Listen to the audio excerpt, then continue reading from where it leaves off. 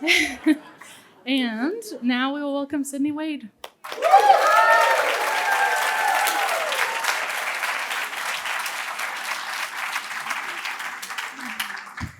Oh, thank you so much, everybody. I'm just so honored. I can't tell you how honored I am to be here in such a wonderful family. This is family. It really is. I remember last year, Morris's beautiful daughter, 3 years old, was sitting in the dining room table, and she's just talking, and all of a sudden she opens her arms expansively and she says, "This is my family."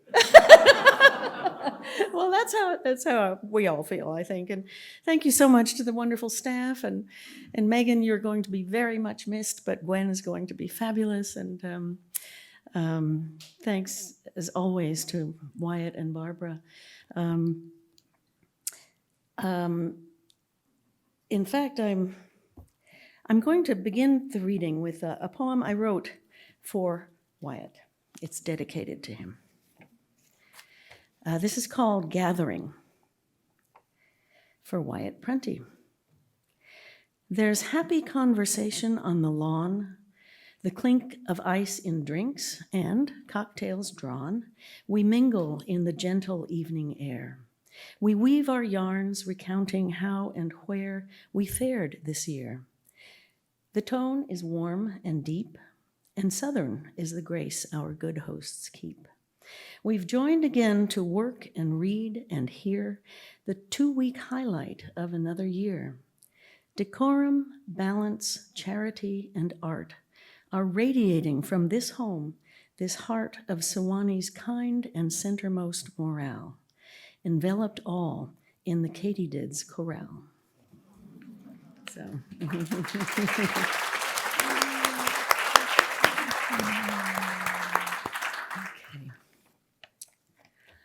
I'm only going to read about 80 poems, but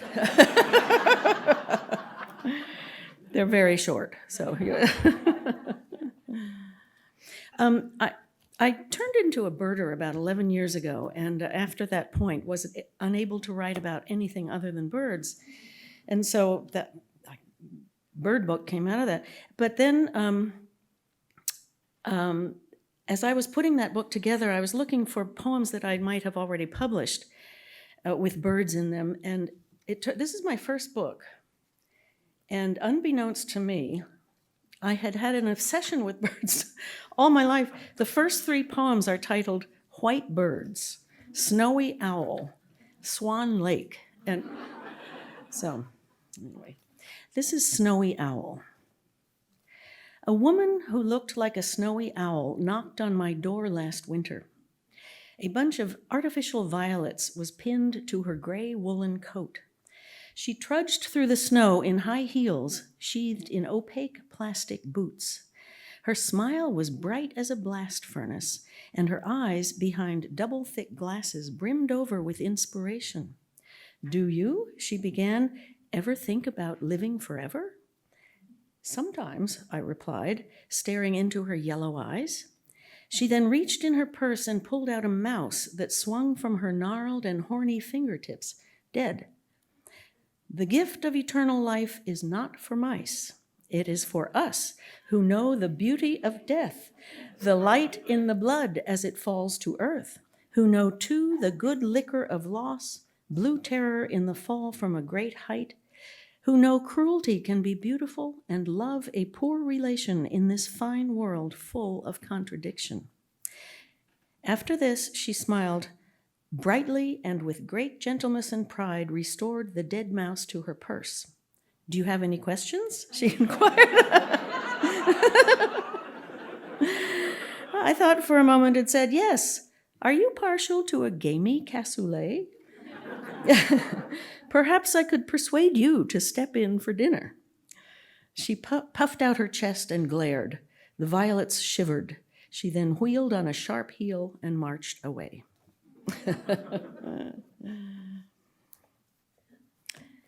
I'm going to read this poem for A.R. Because he reminded me of it as I was putting together a new collection, and I had forgotten about it.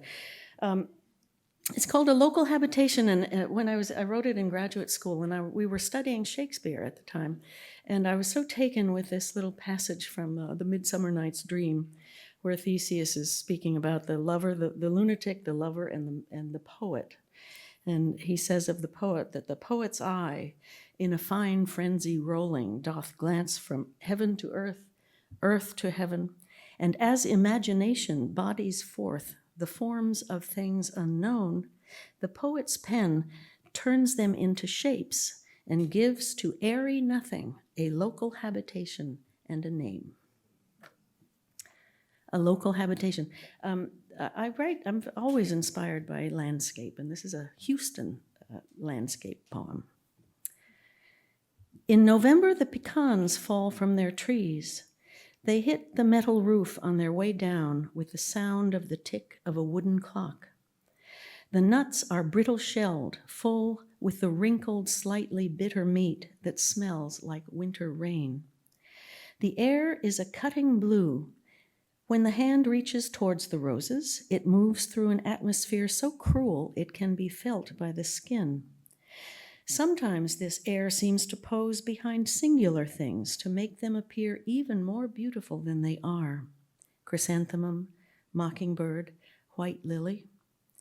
And lulled by the slow tilt of the world's body, ghosts at night daydream over fields, houses, streets, as if God had expelled a long-held breath that took the shape of empty sleeves.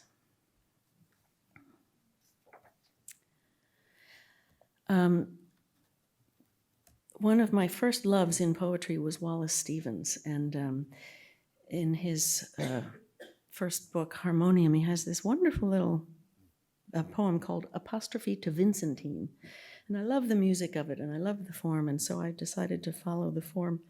And at the same time, I was looking at gardening catalogs, and I discovered the names of roses. There are many, many trademarked, registered names of roses, and they're wonderful. And so the poem, about the third of the words are the names of roses. I will do this when I'm saying the name of a rose, so you'll know. Okay, apostrophe to and roses for Beatrice. I fancied you incarnadine, from early flush to celestial garden. Your flesh glows like the tourmaline, your carpal charms my scarlet melandine. I twirled for you, my rosy queen, your bruises too, and your blazing mane. Then, healing in your garden green, we carouselled, my ballerine. Caprice des dames, my darling flame, your cuisse de nymph have stormed my heaven and veiled my sight with sensual screen and draped the night, my crepe de chine. And then I knew your metaphors. Your Marchenland is round and blue. Your tristesse girdles miles and miles. Your heart is keen. I'll hold you long and warm and more. Bonne nuit, my lovely libertine.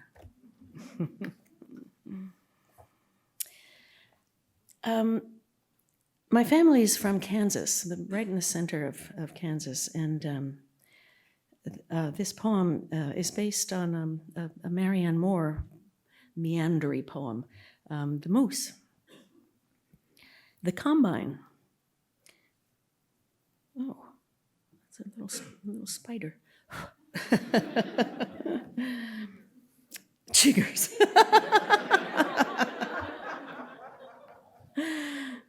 I hope not.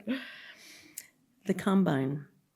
Through acres of wheat with heavy heads, fields of hay and oats, alfalfa green and low, on one of the dirt roads that travels straight east and west or north and south, curving seldom from these straightforward axes, over slowly rolling hills, through an occasional pasture, over a few curling creeks crowded with trees, we're driving to a shower, celebrating the engagement of a second cousin.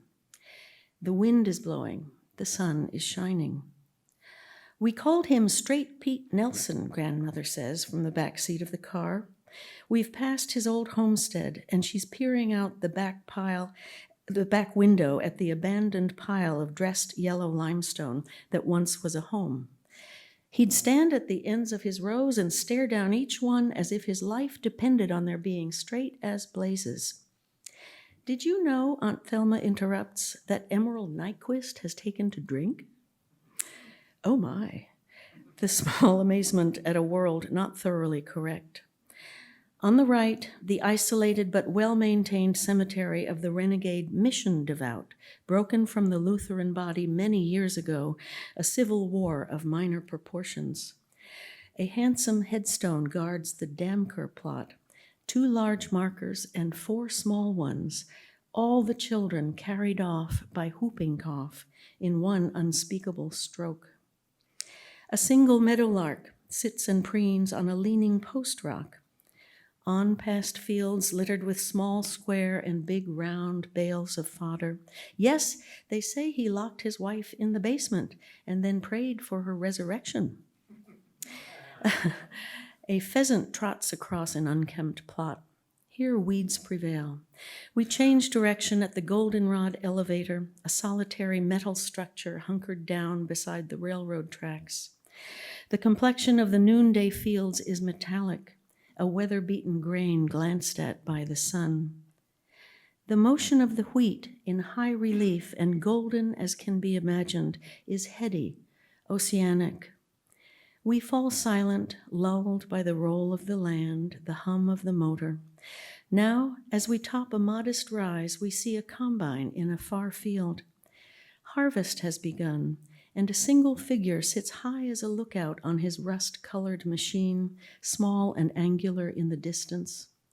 Without veering from an imaginary line, he works his way slowly toward the center, guiding the stately vessel around the selvages of the field, felling wheat in a wide wake behind him.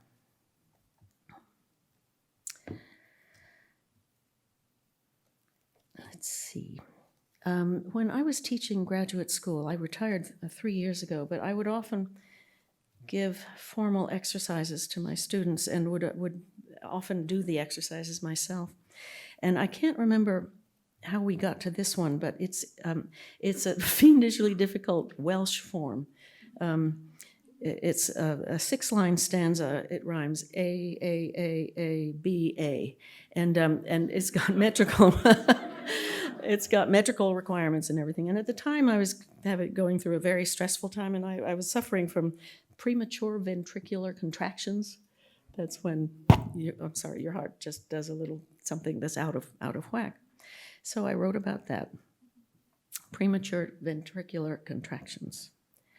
My heart, my interrupted heart, it leaps when it should lie in bed, inert and primly decent. It carries on apart from the silent embrace of its short-sighted, tired corpus and fibrillates, tales of nervous fish in a deep, dark flirt. The next 3 poems are inspired by various figures from Greek myth, basically. The first one, I lived in Turkey in Istanbul for 2 years, and the Bosphorus is a magical strait. It's a tremendously fascinating place. And Bosphorus in Greek, Alicia, correct me if I'm wrong, means cow ford, right? And so it has that name because allegedly, Io, do you remember Io, who was turned into a cow by the jealous Hera, and then driven crazy by a sexual passion? She apparently, in her wanderings, she crossed the Bosphorus, and it cooled her for a moment, and so it's called the cow ford after Io. Io, driven in heat by imperishable, hardscrabble, frantic desire, unstoppered and heftily stumbling, cow-footed, wild and lowing across many lands, finds her way to this water and wobbles in. It cools her a while as she fords and leaves behind floating a whispery foam filling the folds of the deep green shoreline, her fame and her station a hint of a soothing in language that conjures her scalding flight. She flies from the west to the great flashing east and then wheels around under to fall to her knees on the banks of the Nile, where finally Hera relents and releases the incandescent hand from her sex.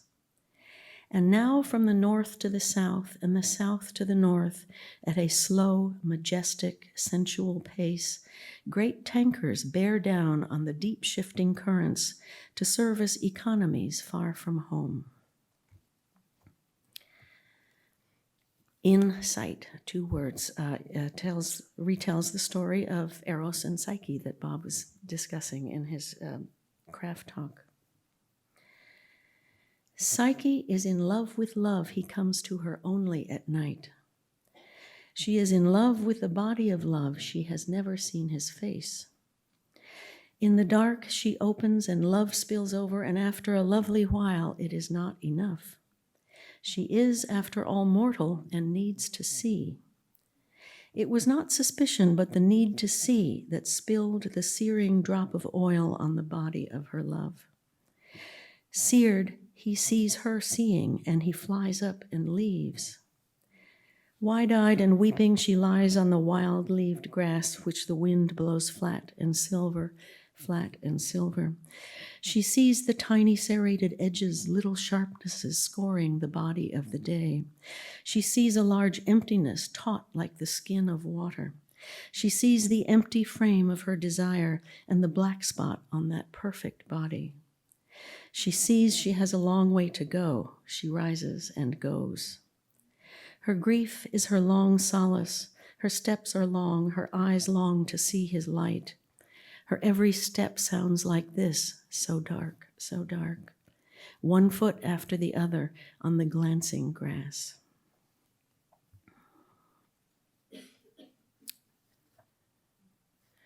And this one is based on or refers to the story of Demeter and Persephone. And it's based on a story, this actually happened. I hope to God that, well, I really don't actually, but I think it's true that every child, has some terrifying, almost accident. At least each one of my daughters has had one such thing, and if you tell me that not many people do that, then I'm a very bad mother. But anyway, so what happened was we were at Wakulla Springs, and the older daughter, 7 years old, good swimmer, was out swimming, and she was on a dock over there. I had the 2-year-old by the hand on the dock here, and I took my hand off, I guess. We were, and I was just telling the older daughter, come, it's time to go home. Come on, you've got to jump in, paying attention to her, not paying attention to the 2-year-old who stepped off the dock onto what she thought was grass, but what was duckweed. And she fell in, and the duckweed covered over, and I couldn't see her. So. Shore. Drenched in the light and seduced by the brilliant green lie of the duckweed, my 2-year-old daughter steps off the low dock and onto the fabulous figment of landscape composed by a million small fraudulent islands. A tissue of green and brown granules draws over her head in a second. The islets, upended, reveal their unearthly and frayed isolations to me as I throw myself down to the false ground that has swallowed my baby. My hand rends the fabric's insidious surface. I'm numb and I'm blind as I palpate the darkness, my fingertips brushing what feels like fine filaments, the softest of cilia, gossamer algae. Unlike the unfortunate Demeter, I am granted the gift of my daughter, unharmed and indignant, covered in duckweed, insulted by water and the tug on her hair that drew her up over the glistening fringe of the splintery dock.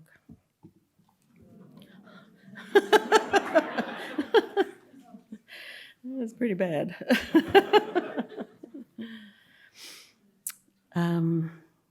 Green. This is another Kansas landscape poem. We had a discussion and workshop about one of our students wrote a wonderful poem in which she decides, she said, I always thought jealousy was green, but it's actually red, which was an interesting statement to make. And green to me, of course, green is new growth and new life and everything, but I also feel it's the color of coming catastrophe. You know, the color that the light turns when just before a tornado or a really bad storm. It's green. It's this. So, green. Storms in the east, lightning over the hill. West of the stone stoop, the light is green, green as new wine and soft and smooth and slightly threatening.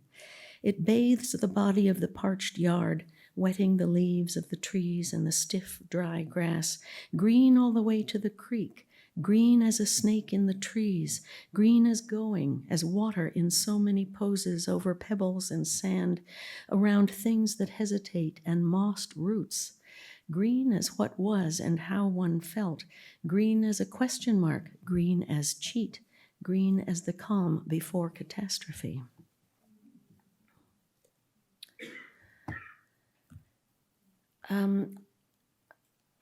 As I said, I lived in Turkey for a couple of years, and we traveled around the country.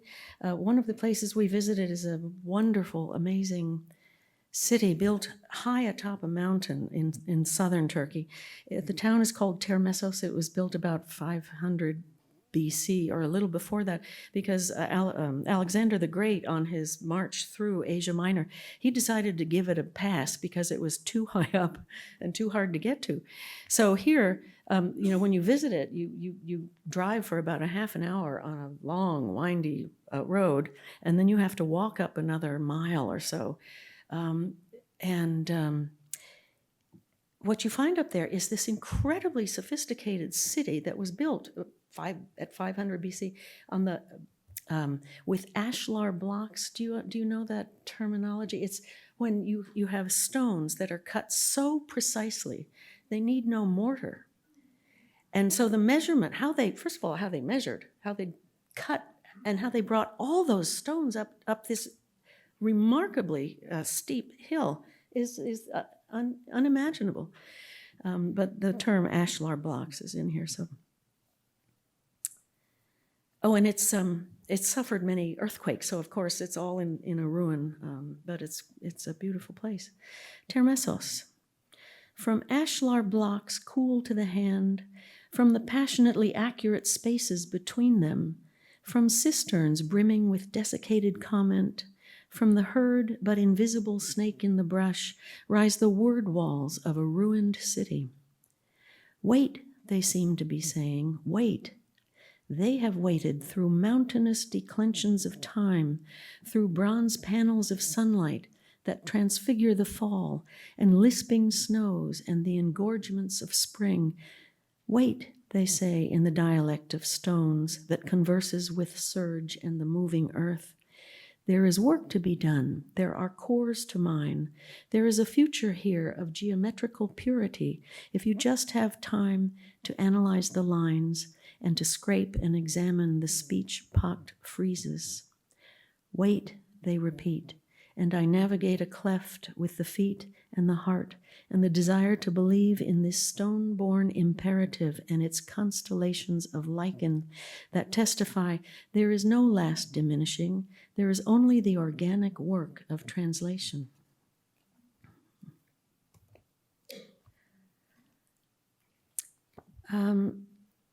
This next poem is a sonnet. I wrote it after the first time George W. Bush was not elected, and I was, in such a fury. I was enraged by him and by what had been happening. At that time, that rage was productive. I wrote a lot of poems during that time. The rage this time around is paralyzing to me, utterly paralyzing. I have a couple, I know. I'll read them a little later, but this one, it struck me at the time that the body politic in those days, and still is, it feels like a stroke victim. one half of the body is not in contact with the other, and we go lurching around, and it's just... So I thought to write the poem, No Comfort to be Had. After it happened, the blood pressure soared. Half the body wept, one hand on its brow, while one of its two legs began to march to the drum of that which had prevailed. One half of the brain, bewildered, racked itself in search of comfort, while the other, firmer half scoured the mall for a gown for the ball. The body, thus arrayed in perfect discord, one foot crammed in a party shoe, now began to stagger around the room, starched and wilted all at once. One eye, the pale one, stared at the clock ticking on the shelf, whose face concealed a belly full of worms. One hand nailed the orders to the wall. And I'm profoundly grateful to Wyatt for another reason. He has solicited and is brilliantly helping edit my new collection of poems. It's a new and selected, and it's called Deep Gossip. This is the title poem of it. The phrase I got from, I think some of you knew Liam Rector. I never knew him, but my friend David Fenza did.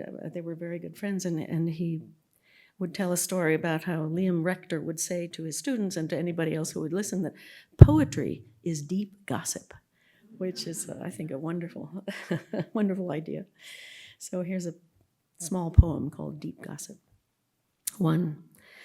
Concerto grosso, blackest heart, a mystifying natal chart, all ignite the metaphoric art.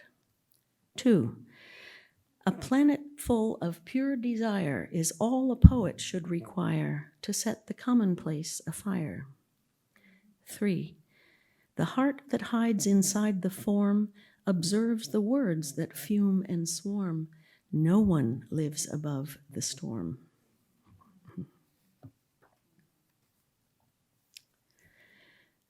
Grand Disastery. Moored by fine tethers to certain death, a hornet fizzes on the windowsill. A spider flies to its side and to securely bind this abundant harvest. The hornet, in shrill thrall to agony, drills a hole in God's improvident breast pocket. In the sublime cold light of this tiny constellation, the bald pulp of the hornet's diminishing hum will feed growing eyes and hungry sockets. The figure is clean, a small black aster hung among the stars.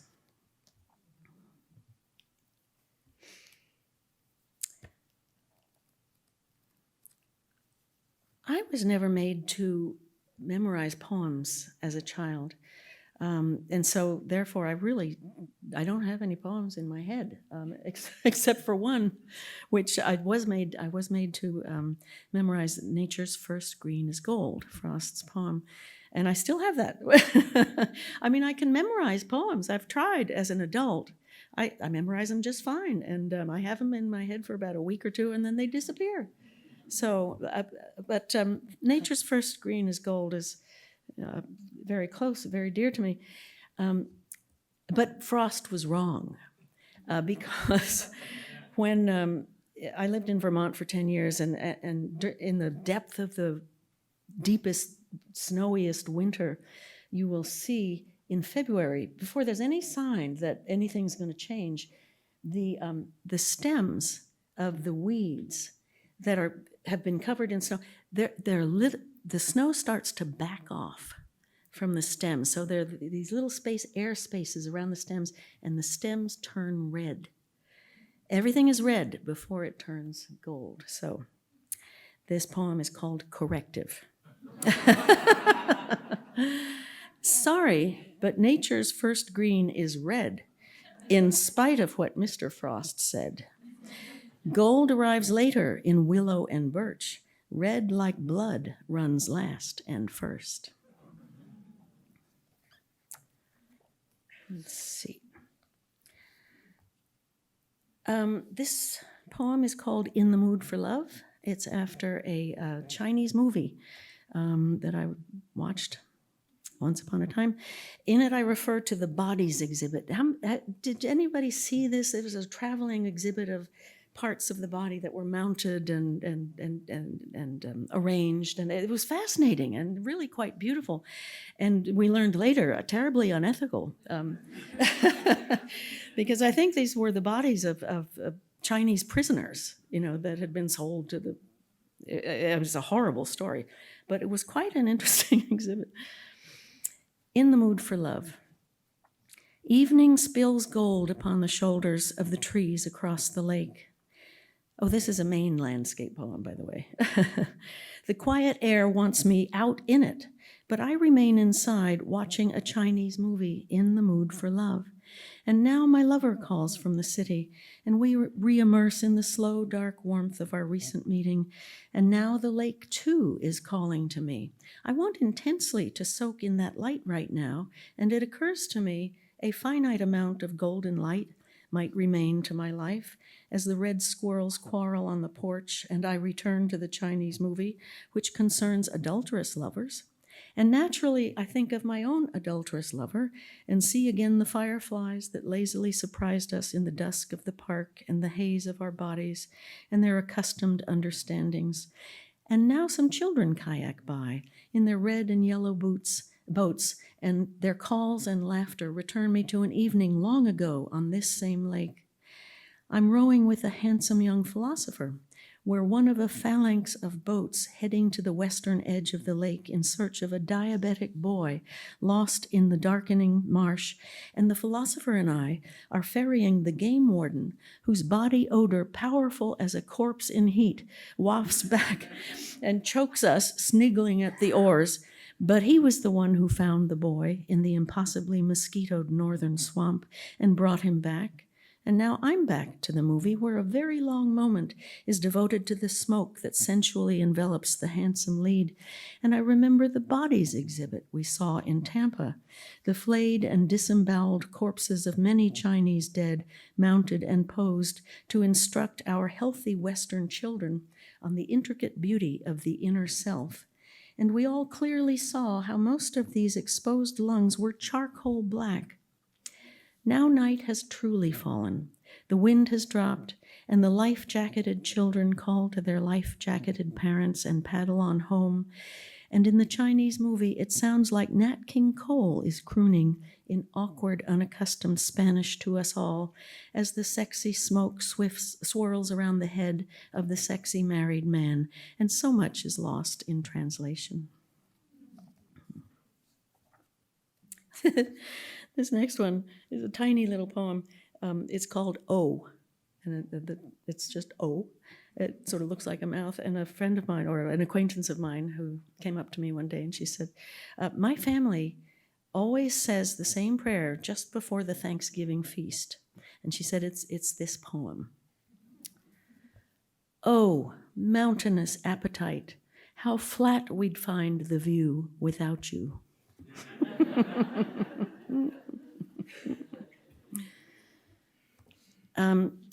I know some of you in the audience have heard this poem before, and so you will know the answer to this question. But who's ever heard of a geep? Just a couple. Okay, a geep is an engineered animal. It is made of the genes of a goat and a sheep. Geep. This was brought to my attention by my office mate at the time, Michael Hoffman, a very, very smart man.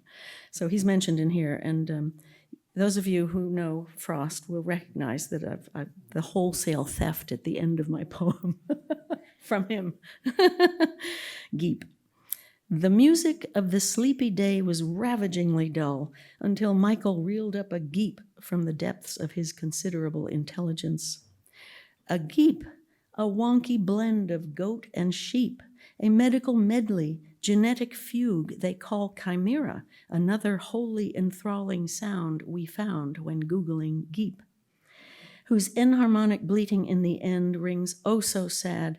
The photo on the screen reveals a downcast baby creature, neither here nor there, two bold and mordant sets of chromosomes whistling fortissimo through its patchwork hide, a botched-up map of silken hair and woolly yellow fur, its forlorn droopy ears a study in radical embarrassment. I feel profoundly sorry for this border folly, this lonely little instrument of the ever-expanding notion of what's possible, but then I see we're kin, the little geep and me. We're marginal ephemera intoning low, invisible messages at the edges of the known to who knows whom, the difference between us a matter of degree. The poet, of course, a hybrid creature of transport and remorse, an overreacher in semaphore who knows that sound's the gold in the ore, whose pleasure ground is linguistic welter that rides like ice on its own melting to paradise, or to a stranger land we don't yet understand.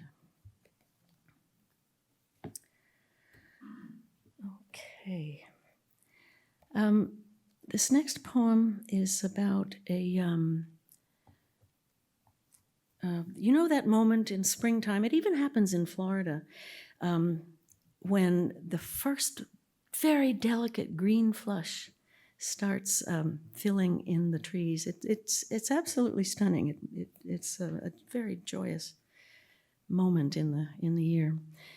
This is called First Green Flare. First green flare makes the air quiver and dart, the throat ache to call, makes the heart cheer, the ear keen to the sheer glorious windfall of aureole, vireo.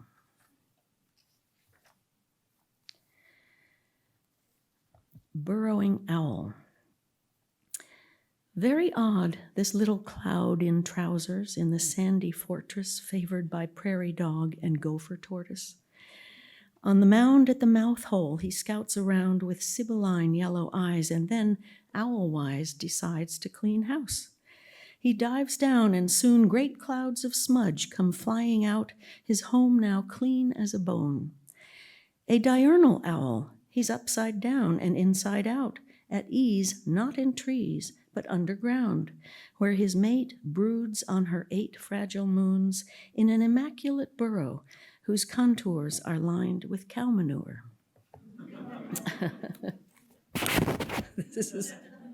I love what the art designer did with this book. They used illustrations from Audubon, and they placed them in. They did a wonderful job. This next one is osprey and needlefish. Here's the osprey. That's not a needlefish he has in his talons, but never mind. Osprey and needlefish. The raptor plunges and clasps in yellow talons a thrashing slender ribbon of scale and bone, almost too large for its grasp. They lisp through sunglare, now up, now down, the fish drowning in air, gasping brute flesh, until the osprey firms control, rights course. The struggling needlefish a shuddering keel, and they gain altitude and wheel into the woods where a brood of wide-mouthed heads awaits its lively silver food. Okay, let's see. Poets, did I not bring this poem? Here it is. Writers, we love words, right? And when I just when I started birding, you'd be amazed at the names of birds. It's an astonishing array of wonderful sounds and images. And so I just put down. This is a found poem. The names of 32 birds. They're not any of them, I think, from the United States, or maybe one or two. But they're arranged alphabetically, and sometimes they rhyme. So 32 birds.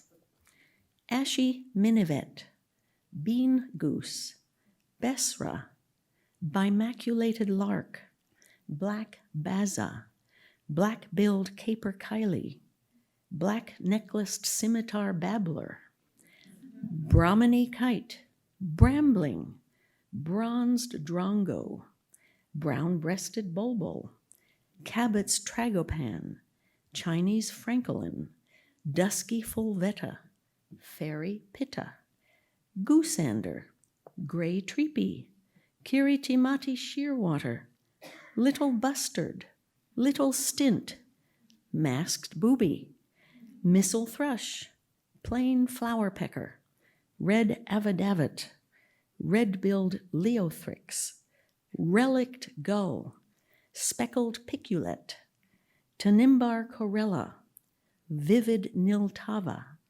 wandering tattler, whinchat, zitting cisticola.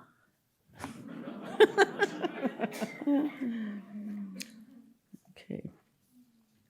So after writing about birds alone for a long time, I'm branching out a little bit. I find myself writing more and more about food. This next poem is based on a poem by Richard Wilbur, a beautiful little thing called Two Voices from a Meadow. This poem is three voices. Chanterelle.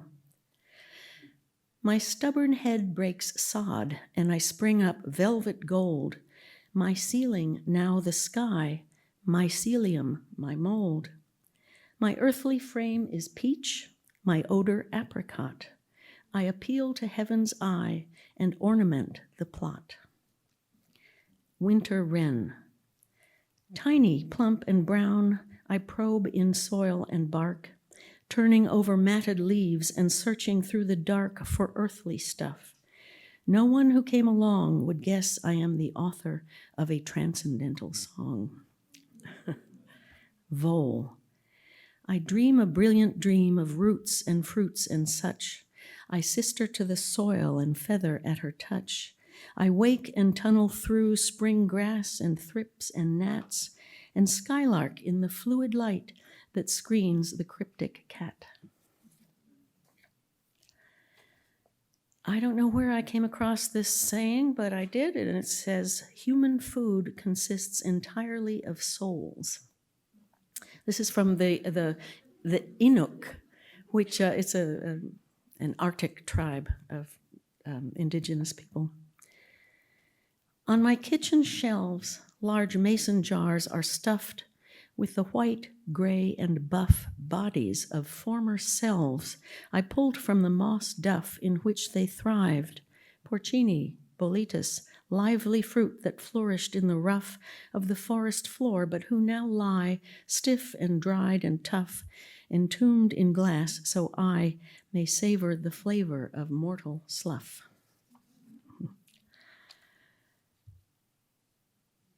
Here, kitty, kitty, kitty, kitty, sings the Bachman's sparrow in an amusing mnemonic for those who listen. They really do say, here, kitty, kitty.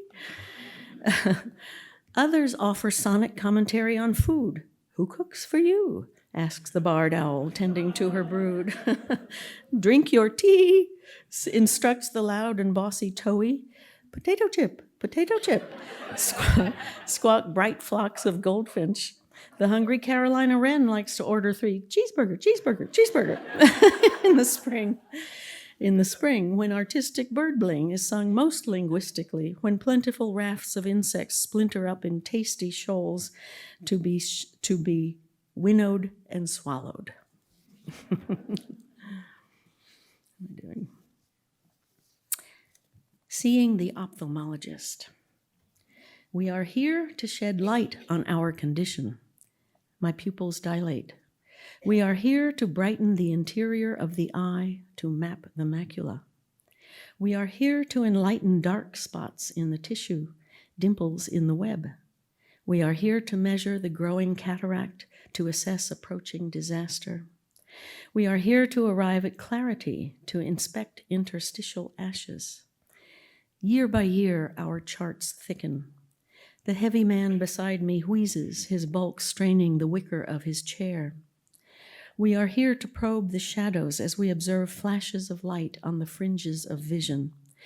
Here, my chin rests in the frame of the cutting-edge instrument whose small breeze is a spider kissing my wide-open eye. Eye. This is about sandhill cranes. The pair fanned out of the air and landed 4 feet from our feet. They chattered to each other in their woody, spoke-like language as we stood still on the dike and admired their gray height, their orange eyes. I stared and compared my eye to theirs, my tall pyre of polite vanities to their bright unhumanity, my human sight to their split fields of vision, fields of stubble, all much smaller than they used to be, as all can see, since we continually strip, shear, fleece, and skin, leaving little but rubble for them to forage in.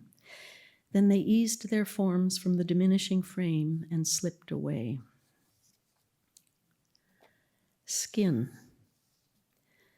The living bag we live in, unfurred, unfeathered, bare to the air, crusted and weathered by time, by fear, first to parse the grammar of lust or wasting, sack of blood and fluid, when breached will flood or weep, as mother's legs wept.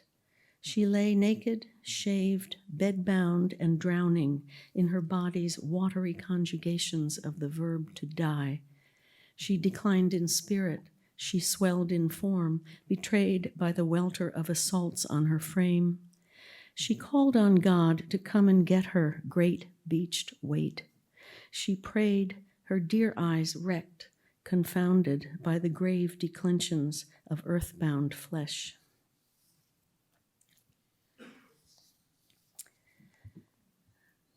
This is the only villanelle I've ever been able to write in my life.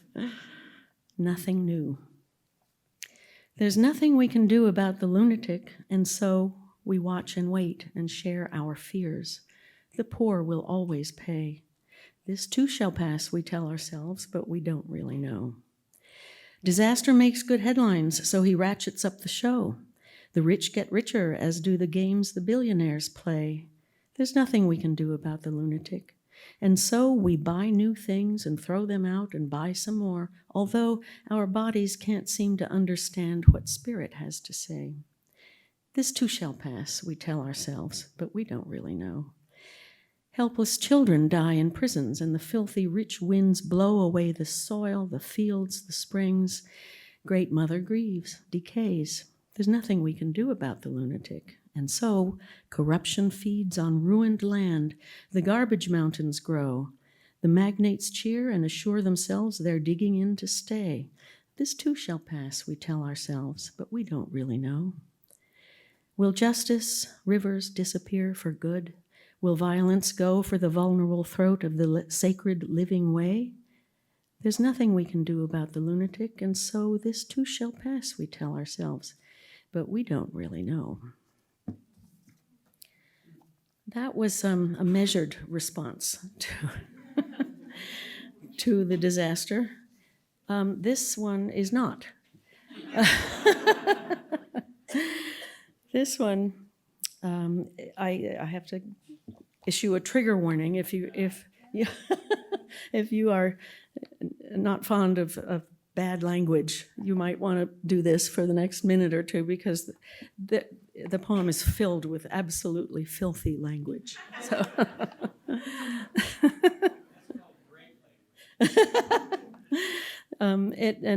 Its title is made up of 3 birds. They're real birds. Yellow-crowned tyrannulet, cock of the rock, northern screamer. Sharp beaks, the shining eyes, the radiant songs, numinous parables of light and feathers. I swear I could watch birds all day long. The doctor recommended I immerse my soul in songful stuff, but much of the time I contemplate a different sublime. The clueless, greedy fuckwad at the helm keeps braying out his shitty pie hole. The witless fucking cocksplat overwhelms and filthifies the air. He can't control his douchebag self-regard. The lardass sits on his golden crapper and tweets, the stupid schmuck, the rambling asshole fuck muppet cockwomble shit he smears on every goddamn day. He's clusterfucked the nation, flaying all his micro-thoughts on ass-lick toadies, filthy, dickless thugs, the shitbag wankers stealing all we've got. cheese sticks, shit stains, fuck sticks, dick bags, ugh.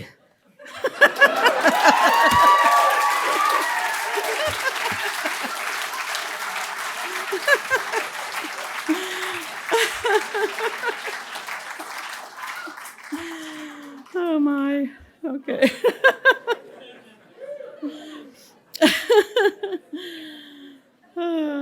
Okay. 2 tiny poems. No, we gotta calm things down here. 2 tiny little poems. 3 small movements. 1, tiny foghorn, frog in a bog. 2, after a squall, the lake rejoices in thin, swallowy voices. 3, now never ends, though every second depends. Fata Morgana. Are you familiar with the phrase? From Morgan Le Fay. Morning in Gainesville, Florida. Winter sun pours through dark oaks on the avenue, bright, clean, and rich, and the soul soars and the body feels every cell is about to break through illusion and disperse into pure shine. Thanks very much.